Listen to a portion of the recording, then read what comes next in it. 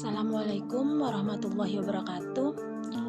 Pada kesempatan kali ini akan dibahas mengenai kesetimbangan ion dalam larutan garam.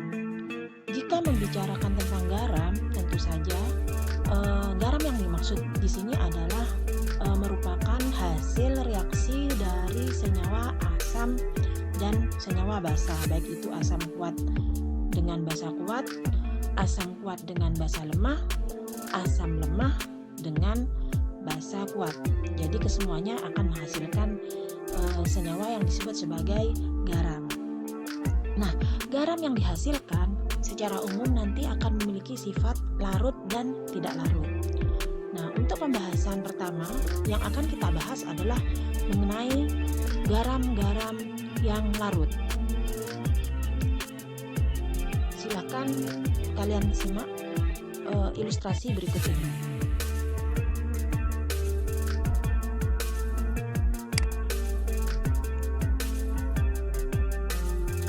Di sini ada beberapa contoh sampel, ya tentu saja sampel garam, yaitu NaCl, kemudian CH3CuONa, kemudian NH4Cl. Nah, ketiga-tiganya di sini merupakan contoh dari senyawa garam. Perhatikan ilustrasinya.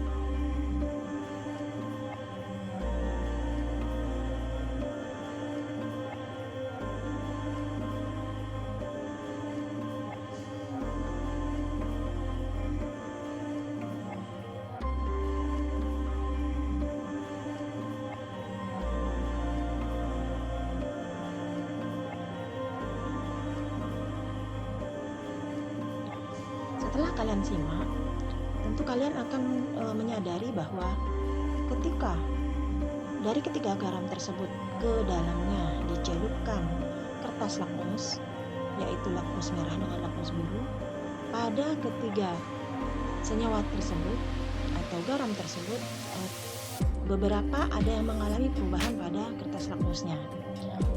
Untuk yang pertama yaitu NaCl, baik lakmus merah maupun lakmus biru, ketika dia sudah dicelupkan ke dalam larutan NaCl, kedua lakmus tersebut tidak mengalami perubahan warna. Sedangkan untuk garam berikutnya, CH3CuONa, ketika lakmus merah dicelupkan ke dalamnya, maka lakmus merah tersebut akan berubah menjadi biru, sedangkan untuk lakmus birunya tidak mengalami perubahan. Dan untuk urutan garam yang terakhir yaitu NH4Cl, ketika lakmus merah dicelupkan ke dalamnya, dia tidak mengalami perubahan warna. Sedangkan jika lakmus biru dicelupkan ke dalamnya, dia akan mengalami perubahan warna menjadi merah. Jika ilustrasi tersebut dihubungkan dengan sifat garam, maka memiliki sifat yakni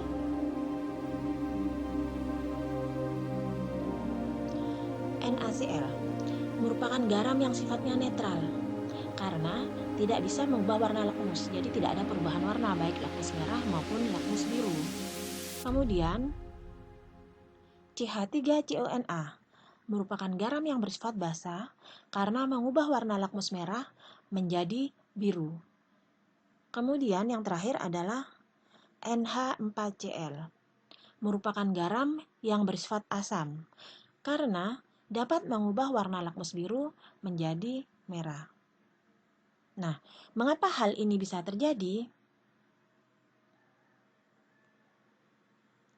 Nah, pada dasarnya keadaan-keadaan tadi terjadi karena adanya konsep hidrolisis yang terjadi pada garam. Nah, sebelum itu perlu diperhatikan. Jadi, pengertian hidrolisis secara umum adalah terurainya garam dalam air yang menghasilkan asam atau basa. Pertanyaannya, kapankah terjadi peristiwa hidrolisis tersebut? Ya, hidrolisis garam hanya terjadi jika salah satu atau kedua komponen penyusun garam tersebut berupa asam lemah atau basa lemah. Sehingga jika salah satu atau kedua komponen dari ion penyusun garam berasal dari asam kuat atau basa kuat, maka komponen garam tersebut tidak akan mengalami hidrolisis. Berikut ilustrasinya.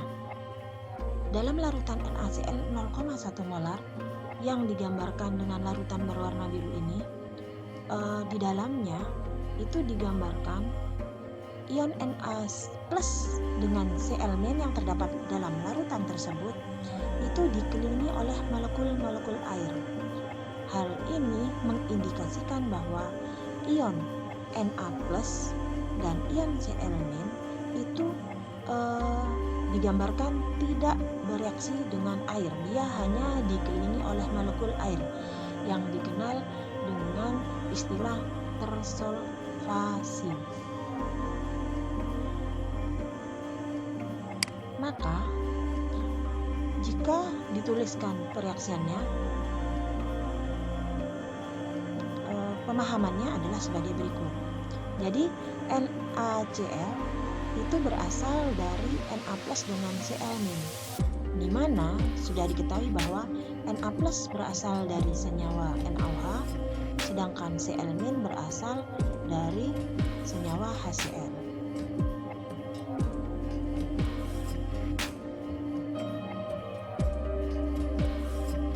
Nah, berikutnya, ketika Na plus terdapat dalam larutan tersebut ternyata dituliskan dengan tanda anak panah yang dicoret. Artinya Na plus dengan H2O dalam larutan tentu saja dia tidak mengalami reaksi. Demikian halnya untuk ion Cl-. Dalam larutannya dia tidak mengalami reaksi. Sehingga pH garam tersebut adalah 7 atau sifatnya netral. Mengapa hal tersebut bisa terjadi?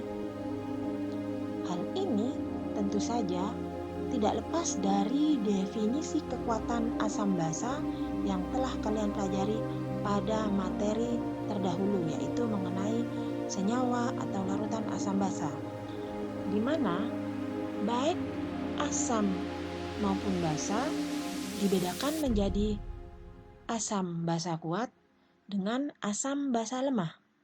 Nah, di mana untuk asam basa kuat itu reaksinya jika dia mengalami reaksi ionisasi, maka dia terionisasi sempurna.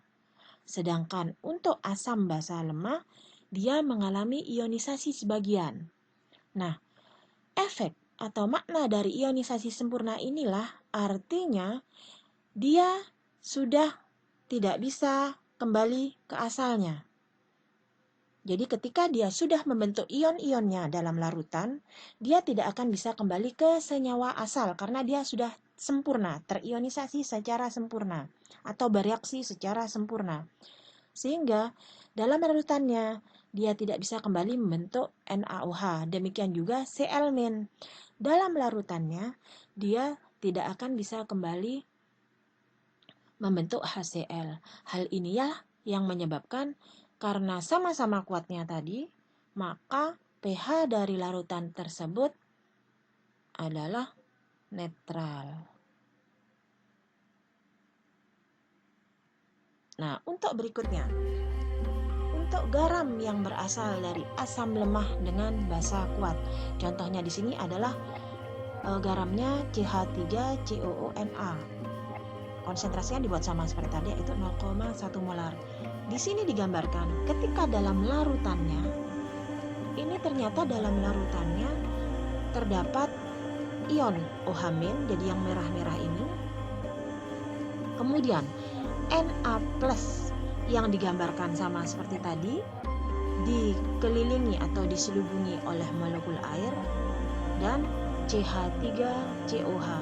Nah, bagaimana komponen-komponen tersebut bisa terdapat dalam larutan garam tersebut? Perhatikan berikut ini. Nah, CH3CONa CH3COA merupakan garam yang ionnya terdiri dari CH3COO- dengan ion Na+, di mana CH3COO- berasal dari CH3COH, kemudian sedangkan Na+-nya berasal dari NaOH. Nah, CH3COH itu merupakan asam lemah. Jadi sekali lagi, kalian perlu ingat pada pertemuan terdahulu bahwa diketahui CH3COH merupakan asam lemah. Di mana jika dia asam lemah, maka ionisasinya itu merupakan ionisasi tidak sempurna atau sebagian. Akibatnya adalah ion CH3COO- ini masih bisa bereaksi dalam larutannya untuk membentuk senyawa asalnya. Jadi reaksinya karena dia asam lemah, maka reaksinya adalah reversibel. Dia bisa membentuk senyawa asal. Nah, dalam reaksinya dengan larutannya dalam air di sini, ion CH3COO- ini akan membentuk asam lemah dengan OH-. Nah, OH- inilah yang menyebabkan larutan garam tersebut bersifat basa. Jadi bukan karena dia komponennya berasal dari basa kuat, tetapi ketika ion dari asam lemah tadi bereaksi dalam larutannya, dia akan melepaskan OH-. Nah, OH- inilah yang menyebabkan larutan garam tersebut bersifat basa. Nah, di sini diturunkan proses-proses perhitungannya karena nanti seperti biasa, seperti senyawa asam basa, kalian akan disuruh menentukan pH dari senyawa-senyawa garam. Maka untuk garam yang berasal dari asam lemah dengan basa kuat, perumusannya didapatkan seperti ini. Kalian sudah mempelajari bahwa Kc itu merupakan hasil kali konsentrasi dari produk dibagi konsentrasi reaktan dipangkatkan koefisien reaksinya masing-masing. Di sini diketahui koefisien dari asam lemah dengan OH-nya sama-sama 1 sehingga pangkatnya 1. Jika pangkat 1 tidak usah ditulis. Sedangkan ionnya jadi reaktannya merupakan ion CH3COO- dengan H2O, juga koefisiennya sama-sama 1. Jadi tidak juga ditulis. Nah, dari sini ketika tetapan kesetimbangan konsentrasi dikalikan dengan konsentrasi air, didapatkan seperti ini rumusannya. Nah, ketika tetapan konsentrasi dikalikan dengan konsentrasi air, itu merupakan tetapan hidrolisis. Sehingga tetapan hidrolisis dari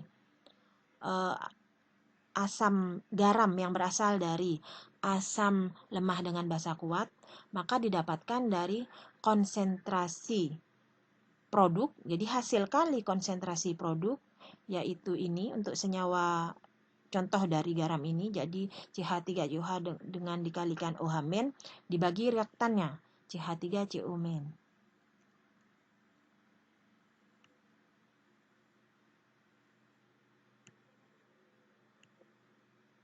Nah, dikarenakan koefisien dari CH3COH dengan konsentrasi OH- itu sama, maka dianggap konsentrasi dari CH3COH itu sama dengan konsentrasi OH-. Sehingga dapat dituliskan untuk tetapan hidrolisis tadi menjadi seperti ini. Jadi OH- dikalikan OH-, konsentrasi maksudnya.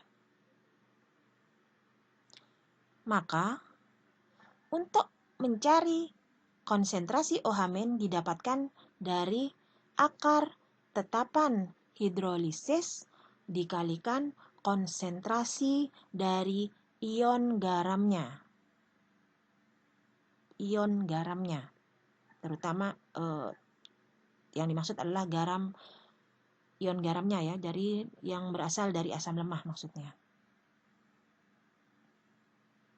Nah, karena juga diketahui tetapan hidrolisis itu merupakan hasil dari tetapan kesetimbangan air dibagi tetapan kesetimbangan asam, maka bisa diperoleh untuk mencari konsentrasi amin adalah akar dari Kw per Ka dikali konsentrasi dari ion garamnya.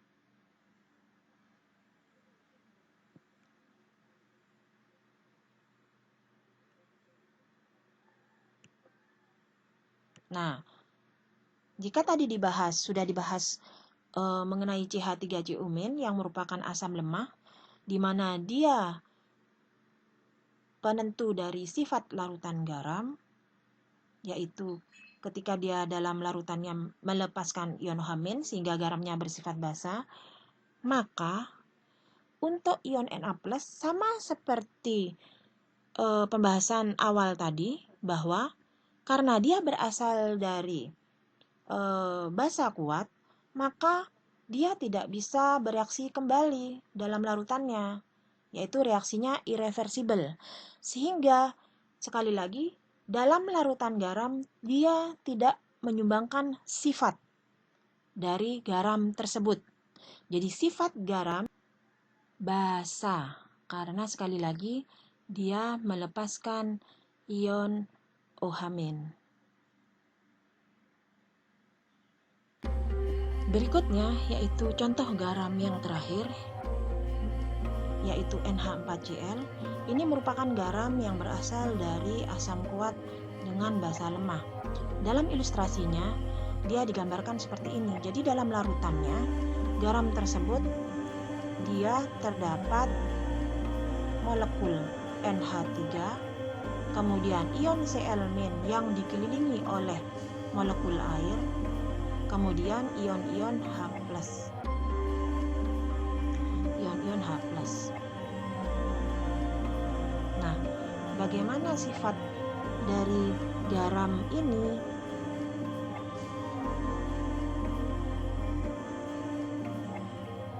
Sama seperti tadi. Jadi NH4Cl itu berasal dari ion NH+ dengan ion Cl-, di mana ion NH+-nya berasal dari NH4OH yang merupakan basa lemah, sedangkan Cl-nya berasal dari HCl yang merupakan asam kuat. Sehingga yang mampu bereaksi dengan air atau yang mengalami hidrolisis tentu saja merupakan ion NH4+, karena reaksinya adalah reversible. Sehingga dapat dituliskan seperti ini. Jadi NH+ dalam larutannya dia akan membentuk NH3. Jadi adanya molekul tadi yang diilustrasikan tadi, NH3 ini berasal dari reaksi ini. NH4+ ditambahkan dengan atau direaksikan dalam larutannya. Dia akan membentuk NH3, kemudian juga H3O+. Nah, adanya H3O+ inilah yang menyebabkan sifat dari garam NH4Cl ini bersifat asam. Dikarenakan H3O+ itu sebanding dengan ion H+ yang merupakan ciri dari sifat asam ya. Jadi dalam larutannya melepas ion H+. Sama halnya seperti garam terdahulu, maka kalian nantinya juga akan disuruh menentukan pH dari garam. Nah, kalau pada CH3CONA itu untuk mengetahui pH-nya diketahui melalui konsentrasi OH- karena sifatnya basa, maka beda dengan garam ini yaitu NH4Cl karena dia sifatnya garam, maka untuk mencari pH-nya didapatkan melalui konsentrasi H+-nya. Penurunan rumusnya sama seperti tadi, dimulai dari tetapan kesetimbangannya. Setelah dituliskan tetapan kesetimbangannya, produk dibagi reaktan, maka untuk mencari tetapan hidrolisis, tetapan kesetimbangan konsentrasi dikalikan konsentrasi airnya. Jadi didapatkan seperti ini. Nah,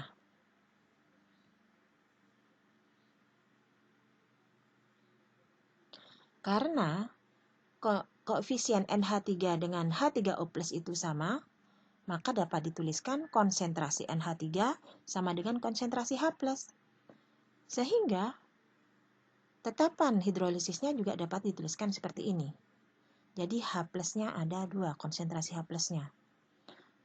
Otomatis didapatkan untuk mencari konsentrasi H+ adalah akar dari tetapan hidrolisis dikalikan ion garamnya. Ion garamnya, ion atau kation ya, di sini kation garamnya. Nah, sama seperti tadi, jika tetapan hidrolisis itu merupakan hasil bagi dari tetapan kesetimbangan air dengan tetapan kesetimbangan basa, maka untuk mencari konsentrasi H+ didapatkan pula seperti ini. Jadi akar dari Kw per Kb dikalikan konsentrasi kationnya, ion dari garamnya.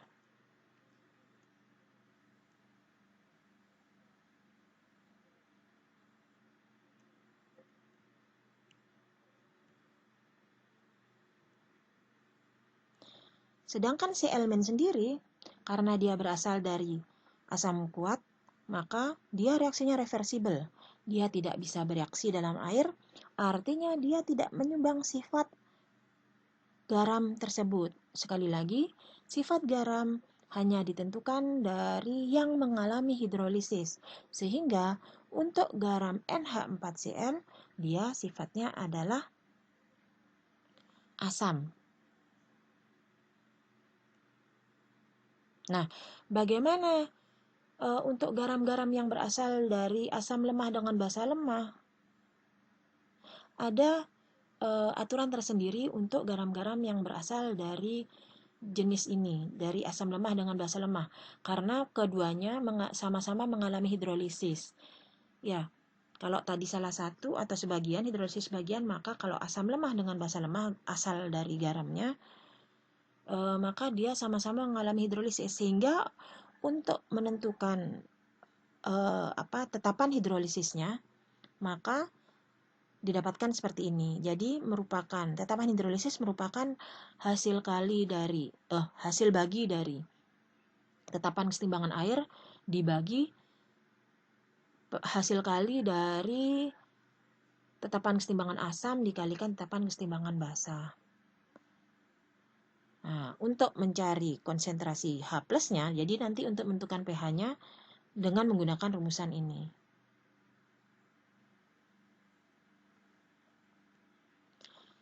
Di mana jika sudah tahu, kalian dari soal tentu saja akan mengetahui nilai Ka dengan Kb-nya, maka untuk menentukan sifatnya, jika Ka-nya lebih besar daripada Kb, maka sifatnya nanti asam.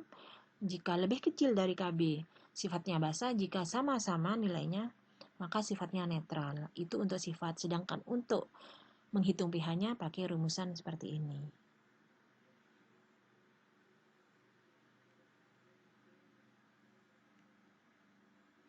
Sehingga jika diulangi lagi pembahasan sebelumnya, dapat diketahui bahwa jika garam berasal dari asam kuat dengan basa kuat, maka dia akan bersifat netral. Kemudian garam yang berasal dari asam lemah dengan basa kuat, dia akan bersifat basa. Sedangkan garam dari asam kuat dengan basa lemah akan bersifat asam. Sekali lagi, sifat dari garam-garam tersebut tidak ditentukan dari yang kuat, tetapi dari yang lemah ketika dia bereaksi dengan air.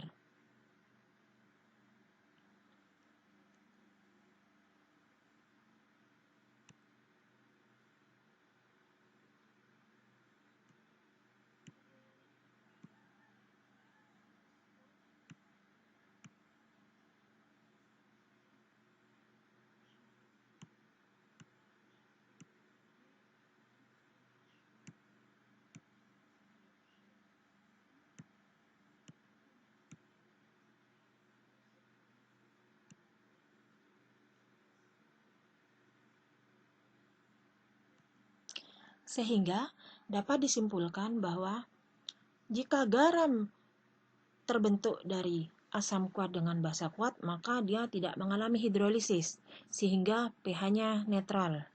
Sedangkan garam yang terbentuk dari basa kuat dengan asam lemah, maka dia akan mengalami hidrolisis anion atau hidrolisis sebagian. Sedangkan garam yang terbentuk dari asam kuat dengan basa lemah akan mengalami hidrolisis kation, juga mengalami hidrolisis sebagian. Sedangkan jika sama-sama lemah, jadi asam lemah dengan basa lemah, maka dia mengalami hidrolisis total. Artinya, ion-ion yang membentuk garam tersebut sama-sama mengalami hidrolisis. Demikian penjelasan untuk garam-garam yang larut dalam air. Terima kasih.